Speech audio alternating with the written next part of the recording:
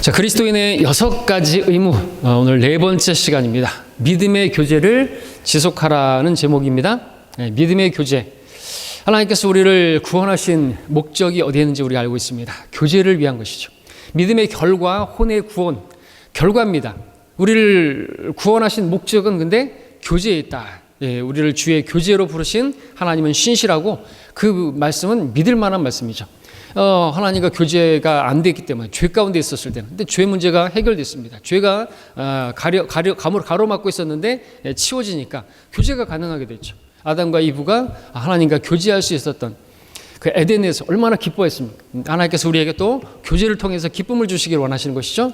그것은 성도의 교제이고 또 그 성도의 교제를 통해서도 기쁨을 주시기를 원하시는 것입니다. 근데 그 교제가 지속돼야 되겠죠. 중간에 끊어지는 그런 교제는 결국에는 타락으로 이끌게 됩니다.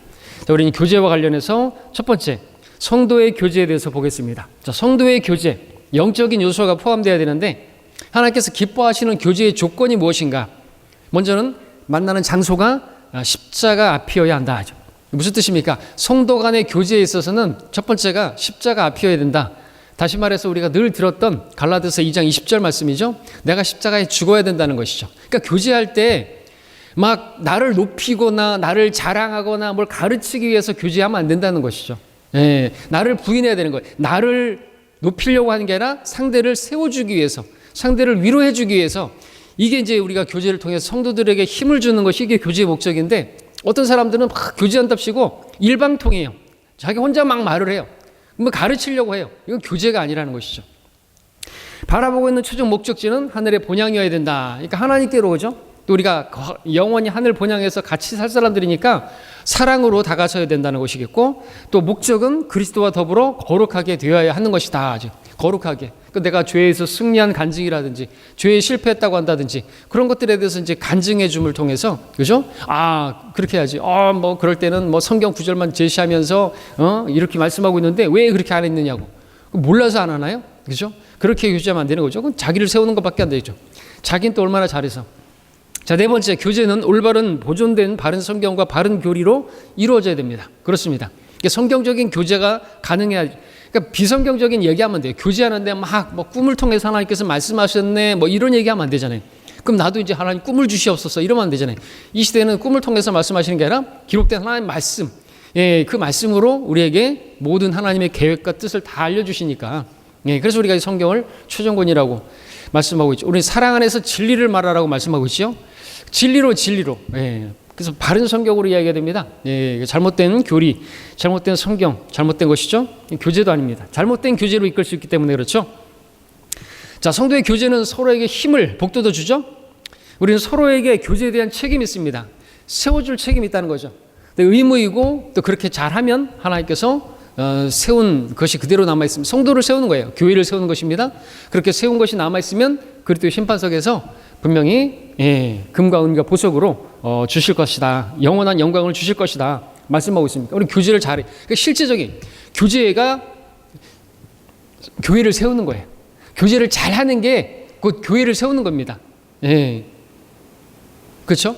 교회를 세운다는 게 뭐예요? 주님께서 내가 나의 교회를 세우리라 그랬는데 교회를 세운다는 게 뭡니까?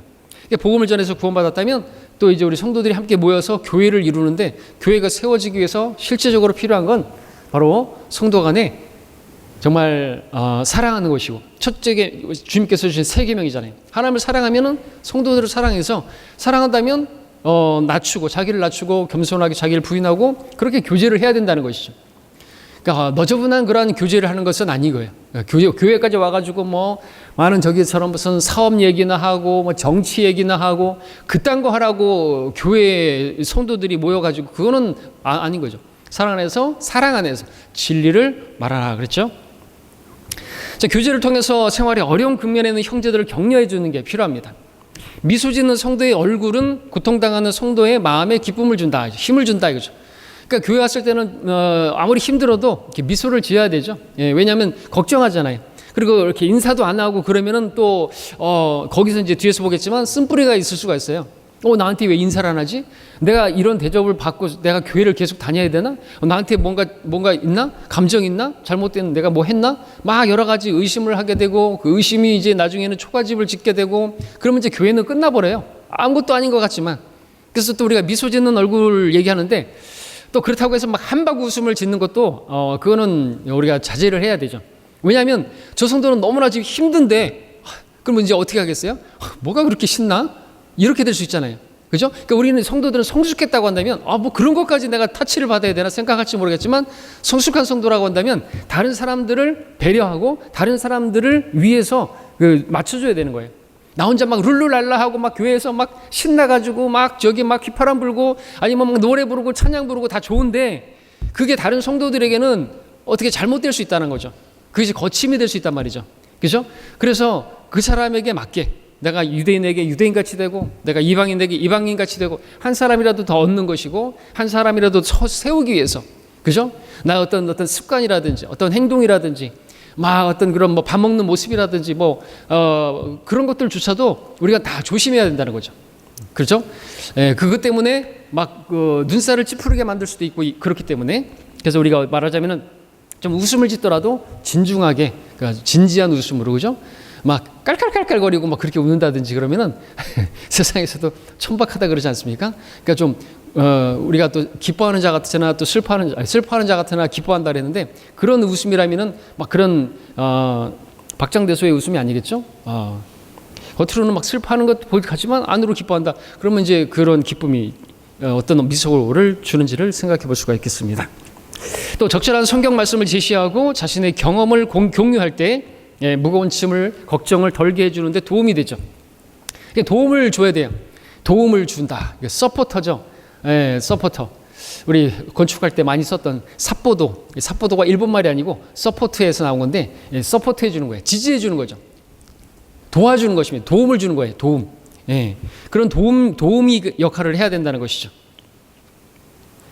자, 교제는 성도들이 서로의 유익을 위하여 하나님께서 자신을 어떻게 인도해 주셨는가 솔직히 간증하는 것이고 또 자신이 무지해서 또는 완악해서 저질렀던 그것을 하나님께서 어떻게 또 이렇게 용납해 주시고 어떻게 오래 참아 주시고 그런 것들 그리고 또 내가 어떻게 실패했는지 그 원인이 어디에 있었는지 이런 것들을 간증하면서 그 성도로 하여금 또 실패한 성도를 위로하고 또 이렇게 길을 제시해 줄 수 있는 그런 교제가 되어야 하는 것이죠.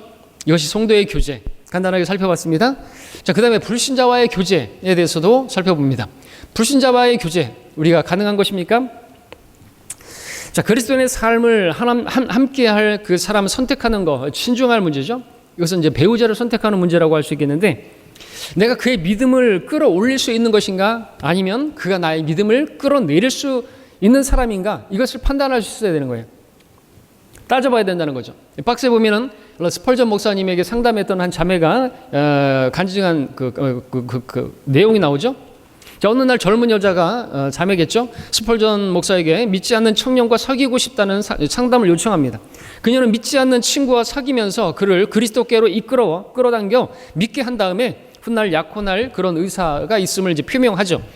자, 이렇게 하는 게 과연 올바른 성경적인 교제인가를 물은 것이죠. 이에 스펄전은 옆에 있던 아주 높은 탁자 위에 그녀를 올라가라고 말하죠. 갑작스런 요청이었지만 그녀는 좀 어둥절했지만 탁자 위로 올라갑니다. 그러자 이제 스펄전이 그녀에게 자기 손을 잡아 힘껏 끌어올려 보라고 말하죠. 그러나 그 자매는 여러 차례 시도하지만 그게 올라올 수 없죠. 스펄전도 이 치중이 있고 한데 그를 올리는 게 불가능했습니다. 그때 스펄전이 이제는 내가 당신을 끌어내리겠다고 하면서 그 자매를 끌어내리죠. 아주 쉽게 끌어내려지겠죠. 그러면서 이런 말을 했습니다. 끌어내리는 것은 쉽지만 끌어올리는 것은 어렵습니다. 이것은 진리입니다. 실제로 그렇잖아요. 그처럼 이 믿지 않는 사람이 나를 타락시키는 건 너무나 쉬워요. 근데 내가 그 사람을 믿음으로 이끄는 건 어렵단 말이죠. 여러분들 우리 교회를 한 사람의 믿음을 세우는 게 얼마나 힘듭니까? 근데 그 사람이 타락하는 건 시간 문제고 너무나 쉬워요. 우리는 소금이라고 말하는데 소금이 취해지는 건 너무 어렵습니다. 과정들도 되게 어렵죠. 근데 그게 물에 빠져버리면 그냥 녹아버리고 사라져버리는 건 시간 문제예요. 왜 이렇게 빨리 없어지는 것이죠? 우리는 세상에서 취해진 사람들이기 때문에 그래요. 그래서 요번 한 번만 어떻게 하자. 요번만 3잔만 마셔. 그럼 딱 타협하는 순간 이제 돼버리는 거예요. 타락하는 건 시간 문제란 말이죠. 예, 저 높은 곳을 향하여 가는 건 어렵지만 저 아래로 우리가 내려가는 건 너무나 쉬워요. 산도 어떻습니까? 올라가는 건 어렵지만 내려가는 거는 쉽단 말이죠. 그렇기 때문에 이것을 알아야 되는 거예요. 나는 그래도 자신이 있어. 교만한 사람, 이미 마귀에게 사로잡힌 사람이죠. 예, 하나님도 필요 없는 사람이죠. 그 사람은 섰다고 말하는 이 넘어지는 사람입니다. 자, 그리스도인의 믿음의 성장 단계가 있죠. 갓 구원받았을 때 갓난아기로 출발해서 말씀을 먹고 기도하는 영적 생활을 통해서 점차 청년이 되고 군사까지 성장합니다. 주님께서 영적 생명이 시작되는 시기부터 세월이 흐를수록 우리의 믿음 또한 강성해지기를 원하죠. 성장을 목적으로 또 말씀을 먹게 하셨죠. 자, 언제까지나 영적인 아기로 남아있다고 한다면 마치 성장이 덜 된 또 정체된 그런 아이를 보며 답답해하는 부모의 심정을 알 수 있을까요? 하나님께서도 우리의 믿음이 성장이 이렇게 정체되어 있다고 한다면 얼마나 안타까우시고 성령께서 우리 안에서 신음하시겠죠. 슬퍼하시겠죠. 자, 주님께서는 성도들이 세상 사람들과 어울리면서 그들을 믿음으로 이끌라고 하지 않으시고 오히려 그들로부터 선별하라고 말씀하시고 그들은 우리의 구령의 대상이 되는 거죠. 선교의 현장이 되는 것이고 이 세상은 그 사람들에게 복음을 전할 것만 우리가 의무가 있는 것입니다. 고린도후서 6장에서는 분명히 이 성별에 대한 말씀을 잘하고 있죠. 믿지 않는 자들과 멍에를 매지 말라 이거죠. 자, 이처럼 그리스도의 인생의 중요한 문제에 있어서 불신자가 아닌 믿는 성도와 함께 짐을 지고 가야 합니다. 세상의 불신자는 우리의 짐을 지고 갈 동반자가 아닌 것입니다. 그들은 우리가 복음을 전해서 이겨와야 할 그러한 열매로 그렇게 봐야 되는 거죠. 자, 중요합니다. 이스라엘 백성이 그 하나님을 버리고 우상 숭배하고 배교한 원인이 무엇이었는가? 바로 이방 민족들 내쫓지 않고 또 거기 이방 여인들을 아내로 삼고 솔로몬이 배교한 원인도 다른 데 있지 않잖아요. 이방 여인을 아내로 삼고 첩으로 삼고 그들과 함께 혼인하고 관계를 맺었기 때문이다. 재판관기 2장 2절 3절에서 너희는 이 땅의 거민들과 어떤 동맹도 맺지 말며 너희는 그들의 제단을 헐라 하였으나 너희는 내 음성에 복종하지 아니었도다. 하나님의 말씀에 불순종한 것이죠. 그래서 그 땅에 이방인들과 함께했던 것이죠. 어찌하여 너희가 이같이 하였느냐? 그러므로 내가 또 말하기를 내가 그들을 너희 앞에서 내 몰아내지 아니하리니 그들이 너희 옆구리에 가시기처럼 될 것이요 그들의 신들이 너희에게 올무가 되리라 하였노라 하니라 했습니다. 불신자하고 결혼하게 되면요, 사도 바울도 고린도서에서 말했지만 고통이 따르게 되는 거죠. 마치 눈의 가시처럼 옆구리의 가시처럼 올무가 되는 것이죠. 나를 붙들게 되는 것이 하나님을 섬기지 못하게 만드는 것이라는 거죠. 그러니까 그런데도 나는 하나님보다 더 똑똑하다고 생각하는 사람들은 이런 불신자와 결혼하기도 하는데 그리고 이끌 수 있을 거라고 생각하는데 어려운 것이에요. 먼저 복음부터 전해야 되는 거죠. 구령해야 되는 거죠. 그리고 꾸준히 거기서 멈추면 안 되고 성장을 위해서 성경을 가르치고 해야 되는 것입니다. 남편이라고 한다면 아내를 가르칠 수 있어야 되는 거예요. 그죠? 그냥 교회만 다니면 안 되고 집에서 같이 성경을 읽고 또 그동안에 배웠던 것을 남편들은 아내에게 가르쳐 줘야 되는 거예요. 아니면 성경 공부 시간에 참여해야 되는 것이고요. 그런 것 없으면 이제 잃어버리게 되는 거예요. 가장 중요한 걸 영적인 보화를 잃어버리게 되는 거죠. 영광을 잃어버리게 되는 거죠. 자, 여러분 가운데 혹시 자신의 믿음을 자랑하면서 불신자들과의 관계 맺기를 주저하는 이가 있다면요, 말씀을 통해서 불신자들을 어떤 관점으로 대해야 되는지 우리가 알아야 되는 것입니다. 그들은 우리 동료나 친구가 아닙니다. 복음을 들어야 할 대상일 뿐입니다. 즉 그들과 사귀기 앞서 복음을 전해서 구령하고 그리스도인이 되게 하는 거죠. 그리고 나서 사귀어도 늦지 않습니다. 이것이 성도가 세상에 살면서 불신자들과 맺어야 할 그러한 관계가 되는 것이죠. 자, 이제 세 번째로 교제를 방해하는 마귀의 전략에 대해서 보겠습니다. 교제를 방해하는, 이거 성도들 간의 교제를 말하는 거죠. 그 마귀의 계략이 있습니다. 이게 우리가 교제하고 이렇게 이 교제가 주는 유익이 큰데 교회가 세워지는 것인데 마귀가 가만둘 리 없죠. 그래서 성도들 사이에서 그렇게 이 교제를 방해합니다. 막습니다. 자, 교제는 같은 생각, 같은 사랑을 가지고 하는 것이죠. 그 교제를 통해서 기쁨을 나타나게 되는데 사도 요한이 말했던 것처럼 기쁨이 충만케 되게 하려 함이라. 그런 충만한 기쁨, 그렇게 기뻐하는 꼴을 보지 못하는 존재가 마귀죠. 자, 그런데 이러한 두 가지 원리를 무시할 때 우리의 교제에는 상처, 실족, 배교까지도 나올 수 있습니다.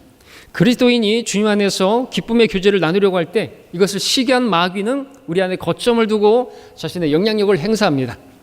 그래서 좋지 않은 결과들이 나타나는 거죠. 마귀가 교제를 방해하기 위해서 거점을 만들 수 있는 요인이라는 무엇인가? 우리를 괴롭게 하는 쓴뿌리, 성도들 간의 불신과 증오, 그리고 자신이 뭔가 된 줄 알고 생각하게 만드는 교만이 그것입니다. 이렇게 해서 이것들로 성도 간의 교제를 막는다라는 것이죠. 첫 번째 보면 쓴뿌리입니다. 쓴뿌리, 여러분 쓴뿌리 안에 있으면 괴롭죠. 자기 자신을 괴롭힐 뿐만 아니라 다른 사람까지도 괴롭힙니다. 다른 사람에게도 악영향을 미치죠. 자, 자신의 그 육신적인 어떤 언사나 행실, 그것으로 상대가 쓴뿌리가 생길 수가 있어요. 내 어떤 행동, 어떤 말, 내 웃음소리, 또는 어떤 그런 행동들, 또는 어떤 인사를 하지 않는 것, 이런 것들, 아무것도 아닌 것 같지만 얼마나 큰 파급 효과를 미칠까. 그것이 별거 아닐 거라고 생각할지 모르겠지만 마귀는요, 그런 겨자씨만한 작은 것으로 거점을 충분히 만들어서 큰 나무로 성장하게 만들 수 있다는 사실을 알아야 하는 것입니다. 자, 쓴뿌리 주로 어떻게 생깁니까? 어떨 때 가지게 됩니까? 여러분들도 쓴뿌리를 가져봤으니까 아시겠죠? 주로 자신이 적절한 인격적인 대우를 받지 못했다는 느낌에서 시작되는 거예요. 사실 아무것도 아닌데 나한테 내가 이런 대접받을 사람이 아닌데 내가 이런 인격적인 대우를 받지 못했다. 왜 나한테 인사를 안 하는 거지? 목사라면 목사인 나한테 왜 인사를 안 하지? 내가 왜 먼저 인사를 해야 되지? 여기서부터 이제 어떻게 돼요? 이런 걸 생각을 가지게 되면 이 쓴뿌리가 생기는 거예요. 제가 어떤 성도에게 그런 마음이 생길 수가 있다는 거죠. 실제로 그런 경험이 없다고 말하면 거짓말이겠죠. 근데 그런 거 어떻게 해요? 털어야 되는 거죠. 무슨 집에 일 있나 보다. 기도해야 되겠죠. 그죠? 그걸 가지고 있으면 안 되는 거예요. 근데 그런 쓴뿌리가 생기는 원인이 뭐예요? 내가 이런 대접을 받아야 되는 사람인가? 내가 자신이 부인이 안 됐기 때문인 것이겠죠. 내가 그렇게 존중받아야 되나? 다른 것도 마찬가지겠죠. 여러 가지 마찬가지입니다. 중요한 것이 교회 왔는데 나를 생각하지도 않고 나를 관심도 안 하고 나를 사랑해주지 않고 나중에 이 교회는 사랑이 없네 그러고 가버리는 사람도 있단 말이죠. 그거는 우리도 잘못된 것이겠지만 그래서 그런 거는 내가 그런 대단한 사람인가 이거죠. 먼저 사랑해야 되죠. 자, 그런 것들 아무것도 아닌 거예요. 그죠? 그리고 먼저 사랑할 수 있어야 되겠죠. 무시당했다는 느낌, 누군가 나에게 무례했다는 생각, 어떻게 나한테 저렇게 무례하게 되는 거야?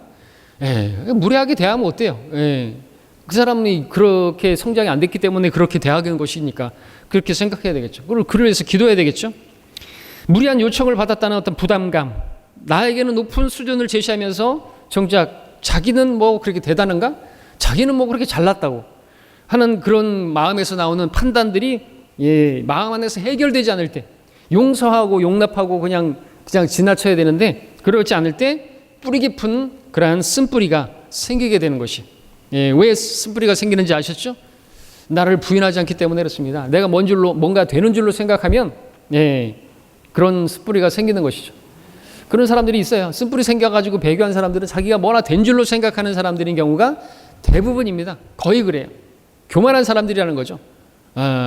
목사님이 나를 어떻게 대접했네. 그런 사람들, 목사님에 대해서 쓴뿌리 가졌던 사람들, 그런 사람들이 다 떨어져 나간 사람들이에요. 내가 어떤 것을 요청을 했는데 어떤 것을 제안했는데 안 받아들여? 목사님이 분별력이 없구만. 목사님을 위해서 기도해 줘야 돼. 그렇게 사람들한테 회유하고 그게 뭐예요? 목사님은 이미 맛이 갔어. 이 말을 이렇게 한 거거든요. 그 당시에. 목사님을 위해서 기도해 줘야 돼. 우리 목사님을 위해서 기도해 줘야 돼. 자기가 대단히 영적인 사람이라고 그렇게 돌려서 말하는 거죠. 자, 그 다음에 두 번째, 불신과 증오. 잠언 26장 22절에서는 험담하는 자의 말들은 상처와 같이 뱃속 깊은 데로 내려가느니라 그랬습니다. 당사자가 없는 가운데 그 형제가 어떻다느니 자매가 어떻다느니 따위의 험담이나 비판은 그리스도인들이 할 일이 아닌 거죠. 그리스도의 몸된 교회를 파괴시키는 행위입니다. 자기 팔을 가지고 자기 다리를 찢는 사람이 어디 있습니까? 자해하는 사람, 성경에 보면 바알 숭배자들, 마귀 들린 자들, 조폭들, 자기 몸을 자해하면서 찢고 창자를 꺼내고 그런 사람들 왜 그런 거예요? 마귀 들린 거라고 성경 말하고 있는 것이거든요. 예, 한 몸인데 몸의 지체를 갖다가 그렇게 괴롭히고 힘들게 하면서 자기가 뭐 즐거워할 수 있나요? 마귀 들린 것이겠죠. 그렇다면 세 번째, 교만입니다. 사람의 본성에는요, 향상심이 있고 인정 욕구가 있습니다. 이거 자체는 나쁜 게 아니죠. 사탄 근데 이러한 욕구들 사이에서 높아지고자 하는 마음, 교만을 심어줍니다. 교제는 결코 누군가에게 뭔가를 가르치는 시간이 아니에요. 경험을 이야기하는 것과 가르치는 것은 다른 것입니다. 다른 것은 같지 않습니다. 자, 현명한 자의 혀는 지식을 올바로 사용합니다. 어리석은 자의 입은 어리석음을 쏟아냅니다. 그래서 우리가 진리를 말한다 할지라도 사랑 안에서 진리를 말해야 한다 그랬잖아요. 이건 진리요 그러면서 막 받아 먹어 안 된다는 거죠. 사랑이 없어요. 그래서 사랑 없이 기도하지 않고 그렇게 교제하면 그 사람을 사랑하는 사람이 아니기 때문에 막말이 나올 수 있고, 하나님의 말씀은 칼인데 그 칼을 잘못 사용하면요 살리는 게 아니라 의사의 칼은 살리지만 강도의 칼은 죽이는 것처럼 그렇게 실족시키거나 그럴 수 있다는 거죠. 자, 진리의 지식은 현명한 사람들의 입에서 적절하게 그렇게 그 순간에 적절하게 사용되어야 빛을 발하는 것입니다. 그 논쟁이나 다툼을 좋아하는 어리석은 자들의 입에서는요 그 가치가 떨어지고 하나님의 말씀이 아주 우습게 돼버리는 거죠. 하나님의 말씀의 가치가 어리석은 자가 합당치 않게 그 타이밍에 그 말을 하면 안 되는데, 그 말을 하게 되면 하나님의 말씀이 참 묻지 않는 사람들이라면 그 말씀을 우습게 여기게 되겠죠. 그죠? 만약 우리가 구약에처럼 눈에는 눈이다, 이에는 이다 이런 식으로 뭐 어떤 말을 제시하면서 성도도 너도 그렇게 해, 눈에는 눈이라고 했어, 그러면 이건 어리석은 거예요. 그죠? 한 예를 든다면 그것처럼 하나님의 말씀을 적절하게 사용하지 않는다면, 또 이 구약과 신약도 뭐 세대적으로 잘 나누지도 못한 채 막 사용한다면 끝까지 견뎌야 돼, 그래야지 구원받아, 이러면 더더욱 안 되겠죠. 자, 거기 박스에 보면은 마귀의 공격을 막는 방패, 사랑과 신뢰라고 했는데 거기에 아주 이서우와 같은 이하가 나옵니다. 하루는 들판에 황소 4마리가 한가롭게 뛰놀고 있습니다. 그들은 풀을 뜯고 또 잠을 자고 할 때 항상 함께하는 친한 신혼구 사이였는데, 또 위험할 때면 서로 힘을 합쳐서 극복하기도 하는데, 이 황소들을 노리고 있던 한 사자가 있었습니다. 근데 이 사자는 4마리를 함께 상대할 수가 없죠. 왜냐하면 이 4마리가 함께하고 있기 때문에, 4마리를 상대하는 건 버겁기 때문에 이들을 좀 흩어지게 만들어서 그러기 위해서 계획을 세웁니다. 그것은 서로 불신을 조장하게 하는 것입니다. 자, 어느 날 그 황소들 중에 한 마리가 약간 뒤쳐져서 풀을 뜯고 있는데 사자가 다가가서 다음과 같이 속삭이죠. 다른 소들이 네 흉을 보고 있더라. 저기서 저 3마리 소가 너 흉 보고 있어. 사자는 다른 황소들에게 동일하게 속삭임으로써 서로의 틈이 벌어지게 만들죠. 그렇게 해서 그 소들이 서로 불신하게 만드는 것입니다. 내 흉을 봤어? 그러니까 우리 그런 말 있잖아요. 3사람이 모이면 흉 본다고.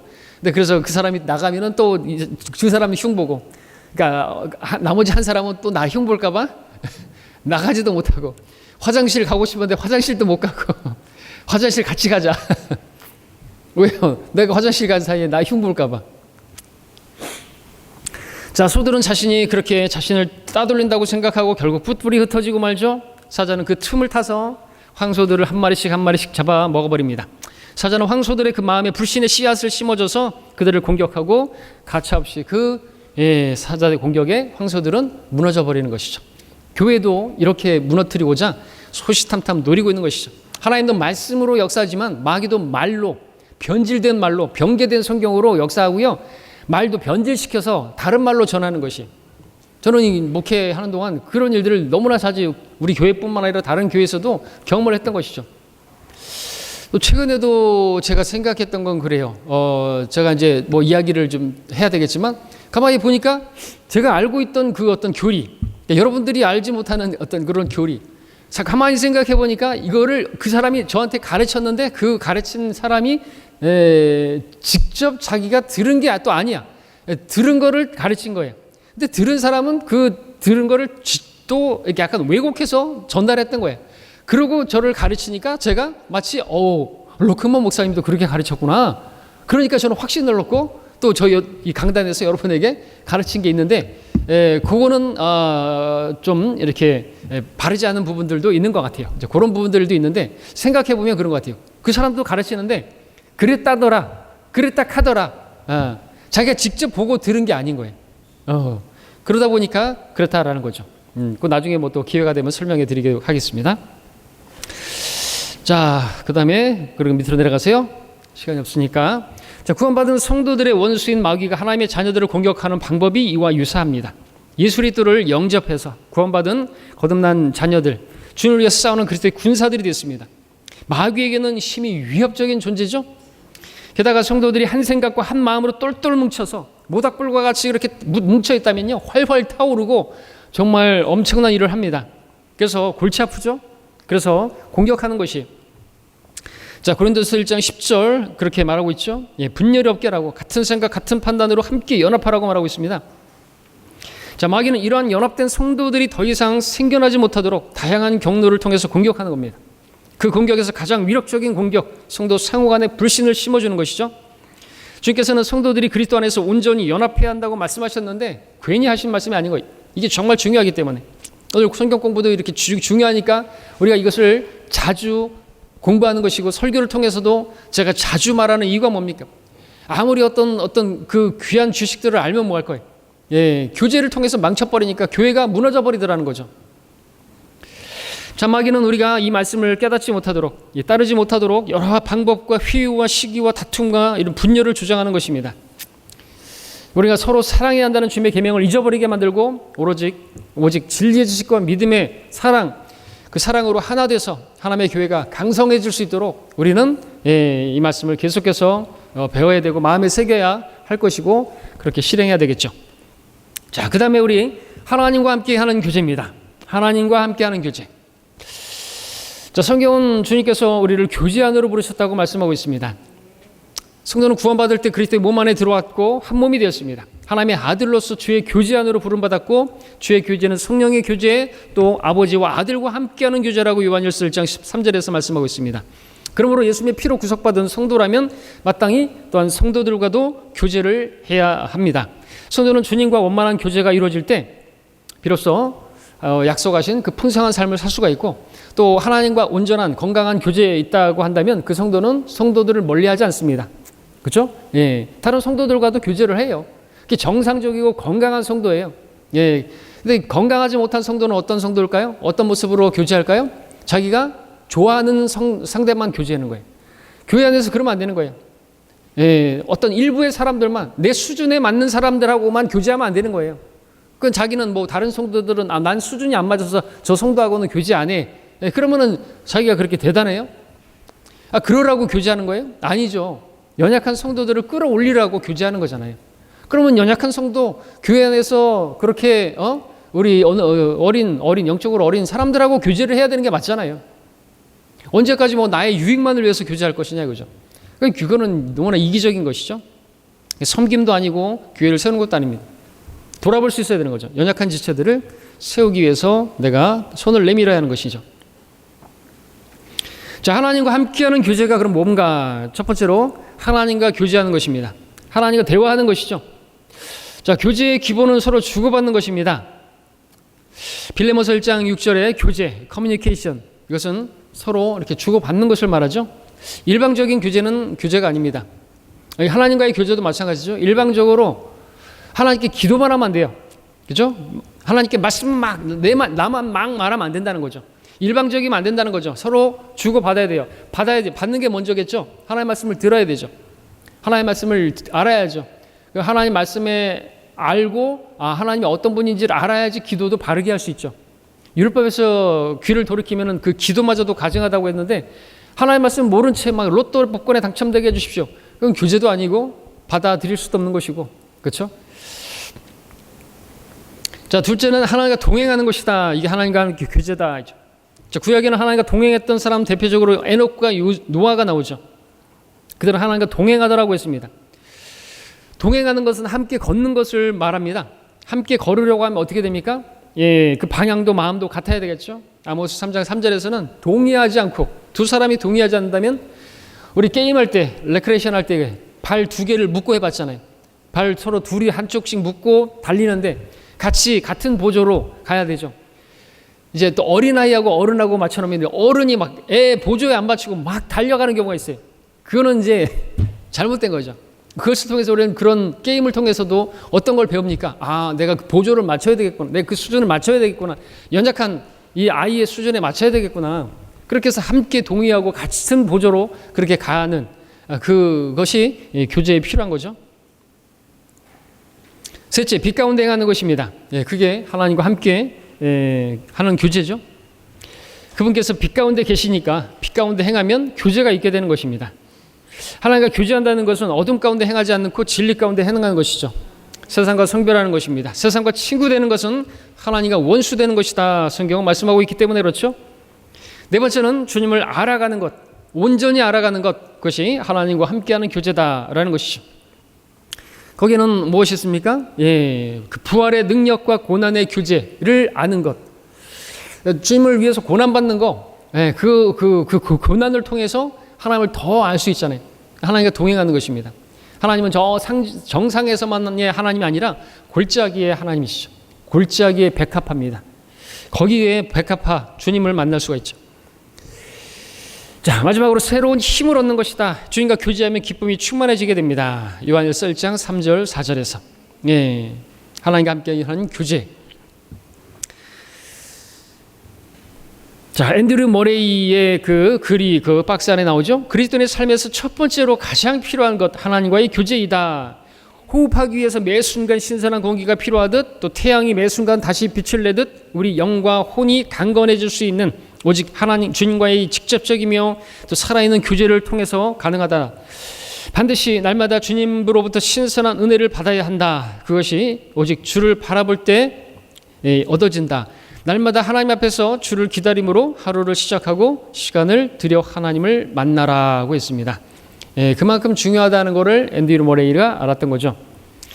자, 교제라는 것은 뭡니까? 말씀드렸던 것처럼 주고받는 것입니다. 하나님과의 교제도 마찬가지입니다. 첫째는 받는 것입니다. 받는 것을 통해서 교제해야 된다. 그리스도인은 하나님의 말씀을 통해서 거듭난 사람이기 때문에 또한 이 성경을 읽는 것, 또 설교나 강의를 듣는 것, 이게 듣는 것, 말씀을 묵상하는 것을 통해서 영적인 양식을 공급받아야만 하는 것. 이것이 하나님과의 교제. 첫 번째, 먼저 받아야 됩니다. 그 다음에 이제 둘째가 드리는 것이죠. 드리는 것을 통해서 교제할 수 있습니다. 박스 밑에 기도하는 것, 기도 드리는 것이죠. 찬양을 드리는 것이죠. 몸을 드리는 것이죠. 또 물질, 헌금을 드리는 것이죠.